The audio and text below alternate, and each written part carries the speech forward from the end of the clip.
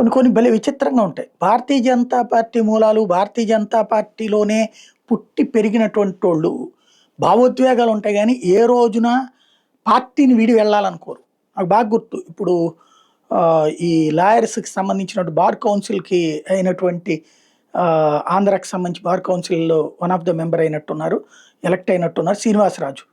ఆయన భారతీయ జనతా పార్టీ నగర అధ్యక్షుడిగా ఎప్పుడో నేను ఈనాడులో పనిచేసే రోజుల్లో 94 ఆ టైంలో ఉన్నారు. అంతకు ముందు గాని.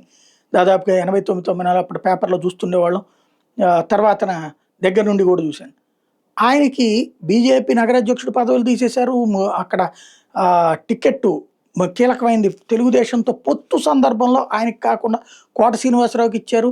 అట్లాగే అనేక మంది బీజేపీకి సంబంధించిన నాయకులు రాజా కావచ్చు, భారతీయ జనతా ఇప్పుడు చిగురుపాటి కుమారస్వామి కావచ్చు, ఇట్లాంటోళ్ళు కరెక్ట్‌గా పొత్తుల టైంలో పక్కకెళ్ళిపోతుంటారు. కొత్తోళ్ళు వచ్చి సీట్లు పోటీ చేస్తుంటారు. అట్లాగా అనేక మంది నష్టపోయారు. అయినా సరే ఏనాడు వాళ్ళు ఎవరు పార్టీని వదలల. ఇప్పుడు అన్నామలై బయట నుంచి వచ్చాడు.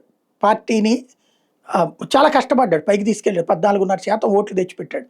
అతని కోసం 2024 ఎన్నికల్లో అతనికి పూర్తి ఛాయిన్స్ ఇచ్చారు. అది కాస్త దెబ్బతిన్నది. దాంతో అతని పక్కన పెట్టి మొన్న అసెంబ్లీ ఎలక్షన్స్‌కి ఇస్తే ఇంకా దెబ్బతింది. అదే అక్కడ ఫెయిల్యూరు, ఆ ప్లానింగ్ లేదు, ఆ సమన్వయ లోపం నడిచింది. ఆ ఇంపాక్ట్ ఇప్పుడు అన్నామలై బయటికి వెళ్ళిపోయాడు. బయట నుంచి వచ్చినోడు కాబట్టి. ఇప్పుడు బండి సంజయ్ పార్టీ పెడతారా? బండి సంజయ్ వాస్తవంగా ఎంత కీలకమైనటువంటి సందర్భం. ఎమ్మెల్యేగా పోటీ చేసి ఓడిపోయినటువంటి సందర్భంలో ఎంపీగా గెలిపించారు ప్రజలు. మొన్నటిసారి మళ్ళీ ఎమ్మెల్యే దాంట్లో అదే ప్రాబ్లమ్ వచ్చింది. లోకల్‌గా ఉన్నటువంటి మత సమీకరణాల ఇంపాక్ట్స్ దెబ్బతిన్నారు. అయినా సరే ఆయన మళ్ళీ ఎంపీకి గెలిపించారు. కేంద్ర మంత్రి కూడా అయ్యారు. ఆయనైతే పార్టీ పెట్టే ఉద్దేశం ఉండదు కదా! ఆయన్ని పార్టీలో దెబ్బ కొట్టడానికి నలుగురున్నారు. అందరూ అగ్రనేతలే. 8 మంది ఎంపీల్లో 8 గ్రూపులుగా ఉన్నాయి. కనీసం 4 గ్రూపులు ఆయనకు వ్యతిరేకంగా ఉన్నాయి. ఆయన సీఎం అయిపోతాడన్న ఒక భయం. ఆయన వచ్చినటువంటి టెంపో అంతకుముందు ఎవరికీ రానంత టెంపో తెలంగాణలో రావడం ఇంకొక ఎత్తు. కానీ ఆయనైతే పార్టీ పెట్టడు కదా! పెట్టే రకం కాదు కదా!